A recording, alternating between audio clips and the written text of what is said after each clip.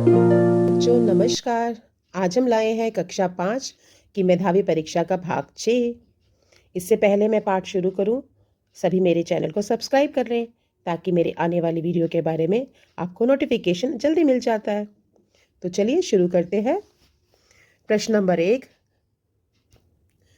कोई ऐसे 2 त्योहार बताओ जो अच्छाई की बुराई पर जीत का संदेशा देते हैं। और ये त्योहार है होली और दशहरा।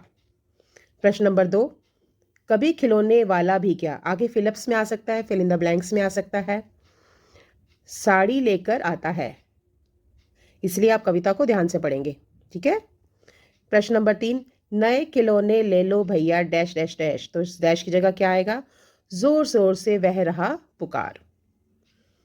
प्रश्न नंबर 4, डैश मनचाही चीजें देगा। तो डैश की जगह क्या आएगा, खालिस्तान की जगह कौन प्यार से बिठा गोद में मनचाही चीजें देगा। प्रश्न नंबर 5, महमूद 5 बजे वाली गाड़ी से आएगा। इसमें विशेषण बताना है। विशेषण होगा क्योंकि गाड़ी संज्ञा है, संज्ञा की विशेषता है 5 बजे वाली गाड़ी। नेक्स्ट, पान वाले की दुकान, ये आपकी जातिवाचक संज्ञा में आएगा।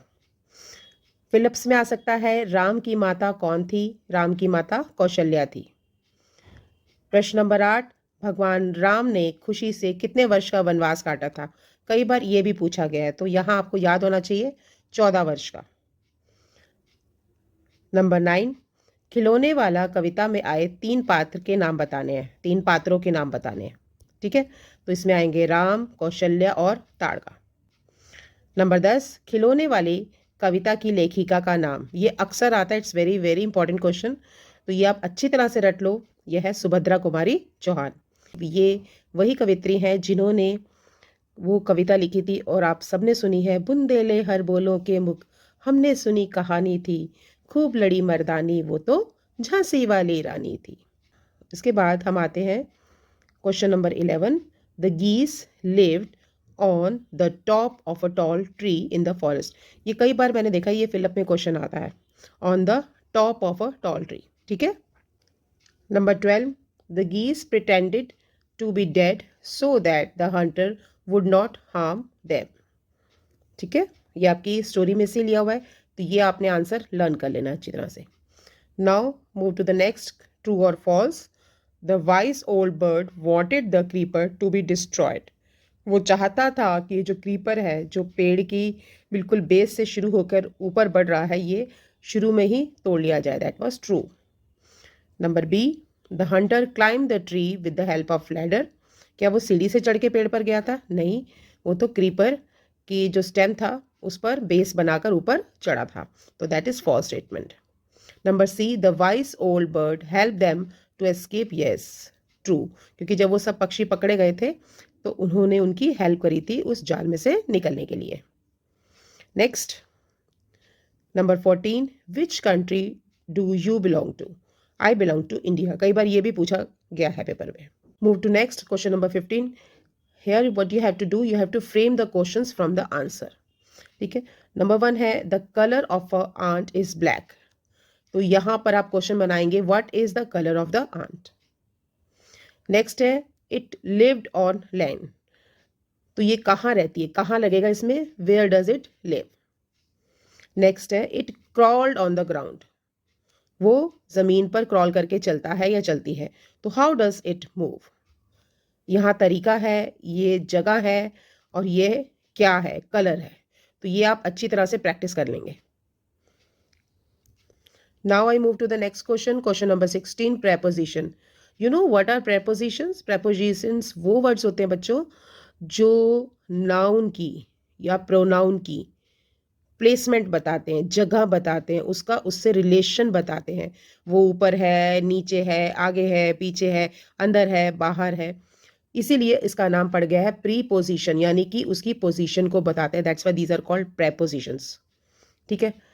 अब हम यहाँ देखते हैं, ए पार्ट में है, the tree was the home of flock of wild geese. तो यहां पर आएगा ऑफ, फ्लॉक कहते हैं झुंड को। B, he notice the creeper at the foot of the tree. उसको बिल्कुल पेड़ के बेस में ही क्रीपर दिखाई दे गया था, तो यहां पर एट पोजीशन है, नीचे की ओर एट लगेगा। नेक्स्ट है the boy rain after the dog, ये तो ईजी है। नेक्स्ट है the frog jumped into the well. अब यहाँ मैं तुम्हें बताती हूँ, जब हम बाहर से अंदर की ओर जाते हैं, जंप के लिए वर्ड यूज करते हैं, एंटर के लिए यूज करते हैं, तो वी ऑलवेज यूज इनटू। बाहर से अंदर जाना हमेशा इनटू लगेगा, ठीक है। Next, the girl was thrilled to see her new bicycle. The birds were caught in the nest, inside के लिए हम इन लगाते हैं, ठीक है। The children walked across the bridge, ये मैंने अपनी पहली वाली वीडियो में भी बताया था, जब हमें सड़क क्रॉस करनी है, पुल क्रॉस करना है, ब्रिज क्रॉस करना है, तो हम अक्रॉस वर्ड का इस्तेमाल करते हैं। Question number 17, dash do you play. अब यहाँ पर आपने क्वेश्चन बनाना है और आपने चूज करना है, हैव डू यू प्ले या वेयर डू यू प्ले। तो कौन सा सही है, where do you play. Number 18, dash is your birthday. What birthday में नहीं लगता है, क्योंकि इसमें तिथि पूछी जाती है, व्हेन, कब। हिंदी में क्या बोलते हैं इसको, कब। So when is your birthday. Number 19, dash do you go to school. अब इसमें व्हाट नहीं लगेगा, यहां लगेगा how do you go to school. तरीका बताना है, आप कैसे जाते हैं, बस से जाते हैं, वैन से जाते हैं, ऑटो रिक्शा से जाते हैं। So here we use how. Move to the next question, question number 20, the area of a triangle is half of a area of a rectangle. अब ये कैसे होगा, इसको समझते हैं हम। रेक्टेंगल क्या होती है, एक ऐसी क्लोज फिगर होती है जिसमें कितने सेगमेंट्स होते हैं, बताओ, 4, सही कहा, 4 सेगमेंट्स होते हैं, ठीक है। अब मैं इस रेक्टेंगल को अगर हाफ करूं, ठीक है, ऐसे एक ये पॉइंट और ये एंड पॉइंट, इन दोनों को मिला देती हूं, तो ये आधा ये हो गया, आधा ये हो गया। अब ये क्या फिगर बन गई, क्या आप बता सकते हैं कौन सी फिगर है, ये ट्राइंगल है, ये भी ट्राइंगल है। इसका मतलब अगर ये मैं एरिया की बात करती, एरिया जो है ना किसी भी फिगर की अंदर की प्रॉपर्टी होती है, जैसे पेरीमीटर जो होते हैं वो उसकी बाहर की प्रॉपर्टी होता है, ठीक है। एरिया मतलब हमने उसके अंदर का एरिया देखना है, उसने कितनी जगह अंदर से घेरी है। और अगर आप इसमें ध्यान से देखेंगे तो आपको पता चलेगा कि इसमें आपके पास 2 जो हैं वो ट्राइंगल्स हैं, है ना। तो हमारी ये बात सच हो गई।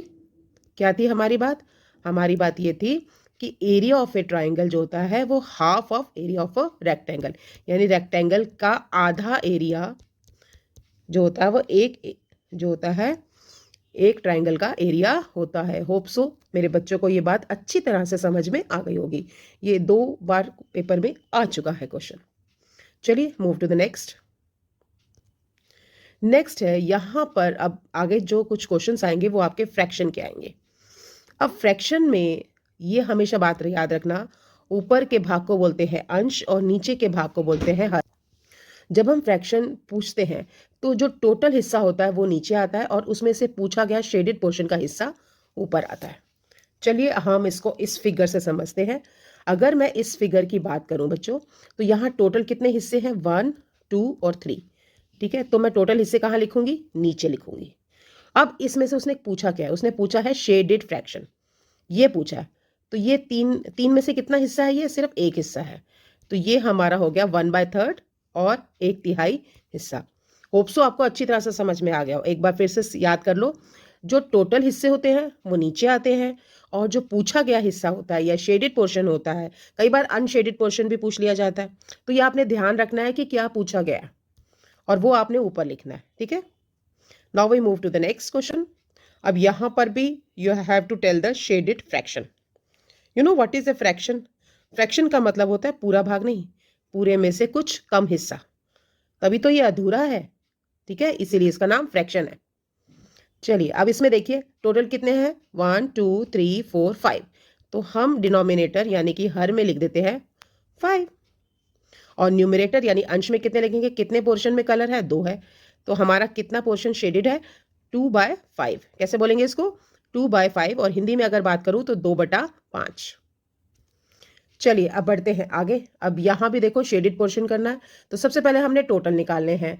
एक लाइन में कितने हैं, 4, और कितनी लाइनें हैं, 2 3 4, यानी 4 चौक 16, 16 भाग हैं इसके। और कितने भाग में कलर है, 1 2 3 4 5 6 7 8। देखो या तो आप इसको ऐसे लिख सकते हो 8/16, या इसको लिख सकते हो 1/2। क्यों, 8 1 ज़ा 8, 8 2 ज़ा 16, यानी कि उसके आधे भाग में कलर है और आधे भाग में कलर नहीं है। कैसे, 8 भाग में कलर है और 8 भाग जो है वो खाली है है ना, आधा ही तो हो गया फिर। तो इसको हम दो तरीके से लिख सकते हैं, 8/16 भी लिख सकते हैं और 1/2। Move to the next question number 24। अब यहाँ भी देखो कितने भाग हैं इसमें हमारे पास टोटल, तो यहाँ टोटल है 16 और कितने हिस्सों में कलर है 1 2 3 4, तो 4/16। अब अगर वो ये पूछे कि टेल द अनशेडेड फ्रैक्शन, ध्यान से सुनो, मैंने तुम्हें पहले भी बताया था आपको क्वेश्चन को बहुत ध्यान से पढ़ना है कि शेडेड पूछा गया है कि अनशेडेड पूछा गया है। अगर मैं यहाँ पर अनशेडेड बात करूं तो 16 में से 4 चले गए तो 12 रह गए, अनशेडेड पोर्शन होगा 12/16। और अगर मैं शेडेड की बात करूं तो वो होगा 4/16। होप सो आपको दोनों का डिफरेंस पता चल गया होगा। मूव टू नेक्स्ट, सेम है। सबसे पहले हम टोटल गिनेंगे 4 8 12 16, 16 है इसके टोटल खाने बॉक्सेस। अब कितने खानों में कलर है 1 2 3 4 5 6 7 में कलर है, तो 7/16 जो होगा इसका शेडेड पोर्शन होगा। और अगर मैं अनशेडेड की बात करूं तो वो आ जाएगा हमारे कितने हैं 1 2 3 4 5 6 7 8 9, तो 9/16 इसका अनशेडेड पोर्शन होगा और 7/16 इसका शेडेड पोर्शन होगा। चलिए अब हम नेक्स्ट क्वेश्चन करते हैं, ये आपकी बुक का ही क्वेश्चन है। अब यहाँ पर वो पूछ सकते हैं पिक्चर देख के टेल द फ्रैक्शन पार्ट। सबसे पहले पोटैटो का बताना है कि पोटैटो जो है वो कितने हिस्से में है, तो हम यहाँ गिन लेते हैं। पहले हम सबसे पहले गिनेंगे टोटल कितने हैं बच्चों, 1 2 3 4 5 6 7 8 9, तो 9 है टोटल। अब उसमें से कितने हिस्से में पोटैटो है, यहाँ भी पोटैटो है यहाँ भी पोटैटो है, तो पोटैटो का क्या बन गया 2/9। ठीक है, समझ में आ गया। नेक्स्ट है टोमेटो। अब टोमेटो देखो हिस्से तो उसके 9 ही रहेंगे, बट टोमेटो कितने हिस्से में 1 2 और 3, तो इसका हो गया 3/9। ब्रिंजल कितने में है 1 और 2, ठीक है, तो ये कितना आ जाएगा 2/9। होप्सो आपको अच्छी तरह से समझ में आ गया होगा कि हमने फ्रैक्शन कैसे लिखना है, टोटल पोर्शन कहाँ लिखना है और शेडेड या पूछा गया पोर्शन कहाँ लिखना है। नेक्स्ट है कालबेलिया जाति के लोग सांप का तमाशा दिखाते हैं, ये फिल इन द ब्लैंक्स में आता है। कई बार ये क्वेश्चन भी पूछा जाता है क्वेश्चन नंबर 28 में कि कौन कौन से वाद्य यंत्र हैं जो कि कालबेलिया जाति के लोगों के पास होते हैं, तो तुम्बा, बीन, खंजरी, ढोल। और ये भी वेरी इंपॉर्टेंट क्वेश्चन है कि सूखी लौकी से बीन, तुम्बा और खंजरी बनाया जाता है, ढोल नहीं बनता उससे। ठीक है, नेक्स्ट क्वेश्चन है वेरी इंपॉर्टेंट क्वेश्चन, कई बार पूछा गया पेपर में कि विषैले जो सांप होते हैं जो भारत में पाए जाते हैं वो कौन कौन से हैं। इसमें है किंग कोबरा, नाग, दुबोइया जिसे हम वाइपर कहते हैं, रसल वाइपर, अफाई इसे हम कहते हैं सास स्केल्ड वाइपर, और क्रेट या करैत। ठीक है, यही 4 हैं जो प्रमुख हैं। अगला है सांप के जहर से बनने वाली दवा, इसको कहते हैं सीरम। और नाग गुम्फन की कला जो है ये कहाँ पाई जाती है, दक्षिण भारत में भी होती है, गुजरात और सौराष्ट्र में। ये फिलिप्स में पूछा गया है। ये वेरी वेरी इंपॉर्टेंट क्वेश्चन है कि सरकार ने कानून बना दिया है ना तो कोई, उसके बाद बच्चे को खुद ही लाइन लिखनी होती है, तो ये लाइन भी आप अपने आप याद कर ले। सरकार ने कानून बना दिया है ना तो कोई जंगली जानवर को पकड़ सकता है और ना ही उससे अपने पास रख सकता है। तो आज के लिए इतना ही, मिलेंगे अगले एपिसोड में और उसमें मैं कुछ SST के क्वेश्चंस भी लेकर आऊंगी। और मेरे चैनल को सब्सक्राइब करना मत भूलना।